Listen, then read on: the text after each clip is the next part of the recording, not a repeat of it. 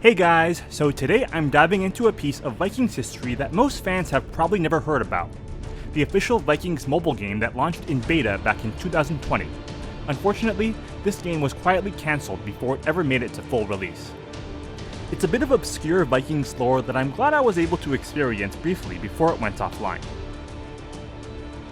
Alongside a little-known Vikings-themed slot machine game, this was one of the only two officially licensed Vikings games ever made, not counting crossover events in other games like Viking Guard, Viking Rise, and World of Tanks. This game disappeared almost as quickly as it arrived, and today, I'll be sharing what it was like to actually play it and why it wasn't shocking to me that this game got shut down. The official Vikings mobile game was first announced all the way back in 2017. It was pitched as a player versus player strategy game featuring the characters from the show and was originally slated for release in 2018. I remember constantly logging on to the Fifth Planet Games website and seeing this coming soon graphic for the Vikings game, waiting for the day the game would finally see its release. That day did come, but unfortunately, with much letdown and disappointment. The beta was quietly released in late 2020, but never made it past that stage. In 2021, the entire project was shut down. And even during that short window, the beta was only available in a handful of countries. Specifically, Sweden, Finland, and the Philippines. Since I'm based in the US, I actually had to change the region on my phone just to access the download. The official Vikings mobile game featured 11 playable characters from the show, all from Season 1. You could play as Ragnar, Lagertha, Rollo, Floki, Athelstan, and several others, each with their own special abilities. Here's what the combat looked like. Battles played out automatically on a split field. Your warriors on the left, your opponents on the right. You could set formations and pick your lineup, but after that, it pretty much played itself. In my opinion, it really lacked the interactivity or depth that most players probably would have expected. Also, as you can see from these clips, the animations were low quality, even for its time. From a strategy perspective, the best characters were Floki, Rollo, and King Horik. Floki and Rollo excelled at bypassing enemy melee units to take out the ranged units in the back. King Horik, on the other hand, was a high-risk, high-reward choice. He could turn an enemy unit to your side, but sometimes he'd betray you and switch teams, just like he did to Ragnar in the show, taking one of your own units with him. Still, having him on your squad meant the enemy couldn't use him against you from the start. Even during its beta phase, the game had already built out a full microtransaction shop, complete with gems, gold, and even a welcome bundle featuring Lagertha.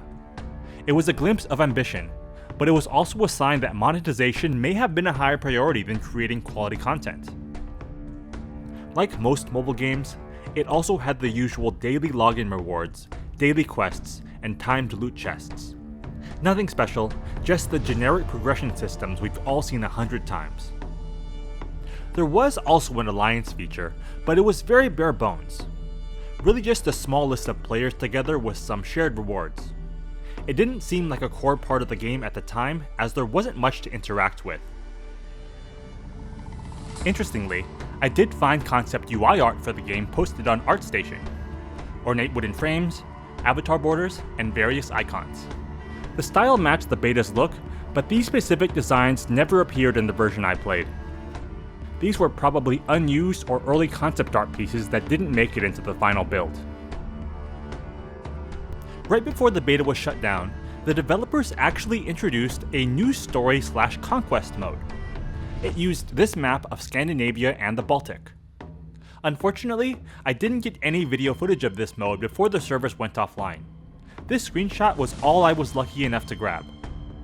At the same time, the game also introduced a city building feature, which allowed you and your other alliance members to work towards building a city that would grant your accounts further rewards. Unfortunately, I didn't get any videos or photos of this mode before the game went offline permanently. More importantly though, was what came next.